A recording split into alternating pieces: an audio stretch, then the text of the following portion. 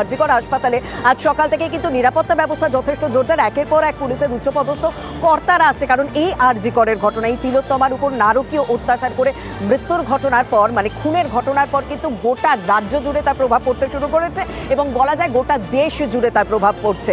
এবং ইতিমধ্যে আমরা দুটো তথ্য আপনাদেরকে দেখলাম যে সেদিনকে নিরাপত্তার দায়িত্বে যারা ছিলেন সেই দুজন নিরাপত্তা কর্মীকে সাসপেন্ড করা হয়েছে, নিরাপত্তা জোরদার করার জন্য আরো ব্যবস্থা নেওয়া হয়েছে। আর একটা চাঞ্চল্যকর তথ্য, যেটা ফরেন্সিকের ভাষায় পেরিমর্টেম বলা হচ্ছে, তিলোত্তমাকে ধর্ষণ কখন করা হয়, মৃত এবং জীবন্ত থাকার মাঝামাঝি অবস্থায় তাকে ধর্ষণ করা হয় বলে এখনো পর্যন্ত ফরেন্সিক সূত্রে খবর পাওয়া যাচ্ছে। সেই তথ্য আপনাদেরকে দিলাম। আমার সঙ্গে চিকিৎসক অনির্বাণ দলুই আমার সঙ্গে রয়েছেন, আমি তার সঙ্গে একটু কথা বলে নেব। ডক্টর দলুই, সবার প্রথমে আমার প্রশ্ন, আপনি জানেন যে এখন ইতিমধ্যে প্রশ্ন উঠতে শুরু করে দিয়েছে এই যে গোটা ঘটনা একজনের পক্ষে সম্ভব কিনা করা। কারণ দেখুন, সময় ধরা দেওয়া হচ্ছে 30 থেকে 35 মিনিটের মধ্যে একটা মানুষকে এরকম অত্যাচার করা, মারধর করা, তাকে ধর্ষণ করা এবং সেই জায়গা থেকে বেরিয়ে যাওয়া, কারণ তাকে নারকীয় অত্যাচারও করা হয়েছে এবং তার কলার বোন ভেঙে যাওয়া, সেটা একটা সব থেকে বড় প্রশ্ন তুলছে। ডক্টর দলুই, সবার প্রথমে প্রশ্ন, একজনের পক্ষে 30 থেকে 35-এর মধ্যে এতটা কাজ করা কি সম্ভব? আপনার কি মনে হয়? দেখুন, ঘটনাটি এতটাই নারকীয়, বর্বরচিত এবং পাশবিক যে আমাদের ভাষা মাঝে মাঝে আটকে যাচ্ছে, যে আমরা কথাই বলে শেষ করতে পারছি না।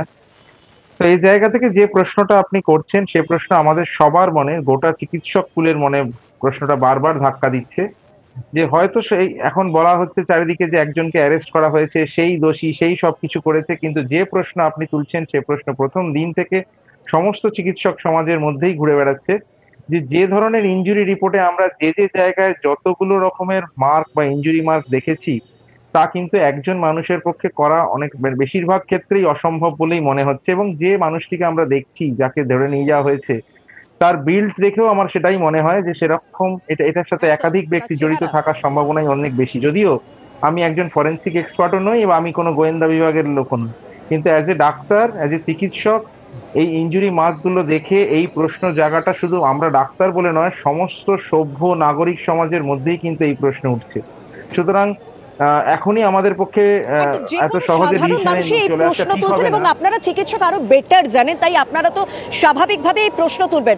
ডক্টর দলুই, আপনার কাছে যদি আমি প্রাথমিক প্রশ্ন রাখি, একটা মানুষের কলার বোন কখন, কিভাবে, কতটা আঘাত লাগলে ভাঙতে পারে, তাহলে হয়তো সাধারণ দর্শক সেটাকে জাস্টিফাই করতে পারবেন।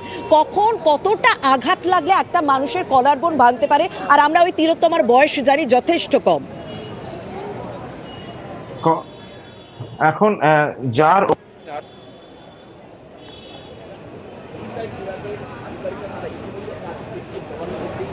অত্যাচারের ঘটনাটি ঘটেছেন, তিনি কিন্তু একজন যুবতী এবং এবং তার কিন্তু এই যে পুরো তার উপর ঘটে চলা সমস্ত অত্যাচারের, আশা করছি তিনি তার মতো করে যথেষ্টভাবে তার প্রতিরোধ করার চেষ্টা করেছিলেন। সেই জায়গায় দাঁড়িয়ে এই কলার বোন ভাঙা মানে তার উপর পাশবিক অত্যাচার এবং যতটা সম্ভব উৎপীড়ন, যেটাকে আমরা ফিজিক্যাল টর্চার বলি, সেটা হয়েছে। এবং কলার বোন মানে যেটা কলার ওপরের দিকে আমাদের থাকে, সেইটা ভাঙা মানে ওইখানে শ্বাসরোধ করা এবং তার সাথে তার ওপরে চেপে থাকা বা কোনো কিছু দিয়ে চাপ দেওয়া, সেটার কিন্তু ইঙ্গিত বলে। এবং এই বোন ফ্র্যাকচার হওয়া কিন্তু অত সহজ নয়, যদি না যে এটি করছেন সে অত্যধিক বলশালী হন এবং রেজিস্ট্যান্স বলতে প্রায় কিছুই না থাকে, তখন এইসব জিনিসগুলো কিন্তু সামনে আসতে শুরু করে। কিন্তু কলার বোন ফ্র্যাকচার মানে এটা, যেগুলো খুব খুব বিরল ঘটনাগুলোর মধ্যে যেখানে অত্যন্ত বেশি ফিজিক্যাল টর্চার হয়, সেই জায়গায় কিন্তু এটা উঠে আসতে পারে এবং হয়, এইসব ঘটনাগুলো ঘটে। তো সেই কলার বোন ফ্র্যাকচার শুধু না, তার সাথে পেলভিক বোন ফ্র্যাকচার, মানে যে যে জায়গাগুলোতে আমাদের পাশবিকতা বলুন, মানে ফিজিক্যাল টর্চারের একদম শেষ সীমায় পৌঁছে যাওয়া যায়, সে সমস্ত জায়গাগুলোই কিন্তু এই এই এই তিলোত্তমার শরীরের মধ্যে কিন্তু আমরা পেয়েছি বা আমরা জানতে পেরেছি। সুতরাং এর থেকে দুঃখের, এর থেকে নারকীয়, এর থেকে ভয়ঙ্কর বোধহয় আর কিছু হতে পারে না।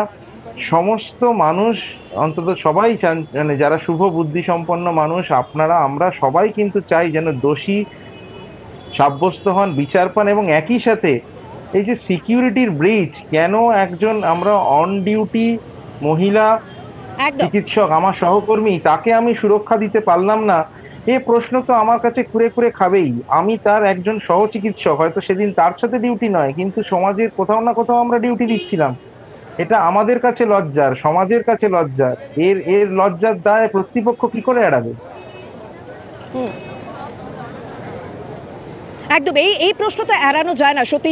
তারা আমরা কালকে যখন পিজিটিদের বক্তব্য শুনছিলাম, তারা বারবার একটা কথা বলছে যে এটা তাদের ফার্স্ট হোম, প্রথম বাড়ির অভিভাবকরাই যদি তাদের নিরাপত্তা না দিতে পারেন, নিরাপত্তা বিষয়টা নিয়ে তো প্রশ্ন ওঠে। তার উপর যখন এই একের পর এক নির্মম তথ্য সামনে আসছে, নির্মম অত্যাচারের খবর আমাদের কাছে আসছে, এবং যেটা আমরা দর্শকদের বলছি যে কিভাবে কলার বোন ভাঙা হয়েছে, কিভাবে পেলভিক বোন ভাঙা হয়েছে, এবং কিভাবে নারকীয়ভাবে, মানে বিরল থেকে বিরল ঘটনা কলকাতা সাম্প্রতিক ইতিহাসে বলা যেতেই পারে। কারণ যেভাবে পেরিমর্টেম, যে ভাষাটা আমরা বলছি যে মৃত এবং জীবন্ত ঠিক মাঝামাঝি অবস্থায় তার সঙ্গে তাকে ধর্ষণ করা, এটা কত বড় একটা সাংঘাতিক ঘটনা সেটা আমাদের কাউকে বলে দিতে হয় না। কিন্তু ওই যে বলছিলাম, একার পক্ষে 30 থেকে 35-এর মধ্যে একার পক্ষে 30 থেকে 35 মিনিটের মধ্যে এত বড় ঘটনাটা কি ঘটানো সম্ভব? এটাই সব থেকে বড় প্রশ্ন উঠতে শুরু করেছে। কিন্তু ইতিমধ্যে একটি তথ্য উঠে আসছে যে আরজিকর কাণ্ডের তদন্তে নতুন তথ্য পাওয়া যাচ্ছে যে কলকাতা পুলিশের ওয়েলফেয়ারের এক এএসআই এর সঙ্গে যোগাযোগ,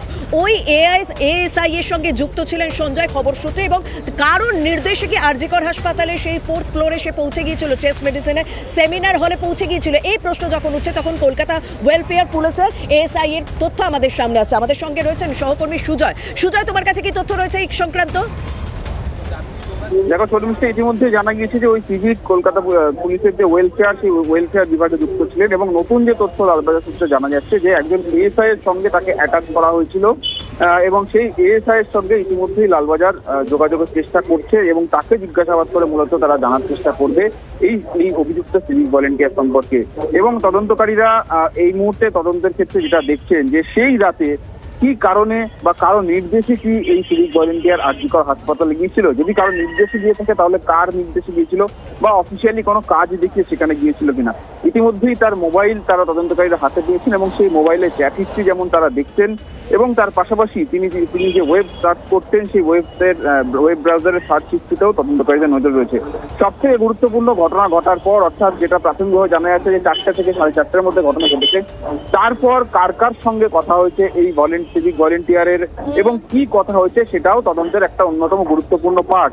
সেই কারণে ভোর 4:30-এর পর থেকে গ্রেফতারের আগে পর্যন্ত তার যে কল ডিটেলস, সেই কল ডিটেলস লালবাজারের গোয়েন্দারা হাতে নেওয়ার চেষ্টা করছেন, এবং সেই কল ডিটেলস অনুযায়ী যার সঙ্গে তার কথা হবে, সেটা হোয়াটসঅ্যাপে হয়ে থাক বা ফোন কলে হয়ে থাক, তাদের প্রত্যেকের সঙ্গে তদন্তকারীরা কথা বলে জানার চেষ্টা করবে যে এই সিভিক ভলেন্টিয়ার আদৌ এই ধরনের নৃশংস ঘটনা সম্পর্কে সে কিছু জানিয়েছিল কিনা, বা তার কাছ থেকে। এই প্রশ্নগুলো উঠছে বলেই আরো তদন্ত করা হচ্ছে, কারণ সেদিন অভিযুক্ত সঞ্জয় রায় কার সঙ্গে ফোনে কথা বলেছিল সেই কল ডিটেল খতিয়ে দেখছে পুলিশ। কারণ ইতিমধ্যে কলকাতা ওয়েলফেয়ার পুলিশের এক এএসআই এর নাম জানা যাচ্ছে, এবং যার সঙ্গে এই অভিযুক্ত সঞ্জয় রায় যোগাযোগ ছিল।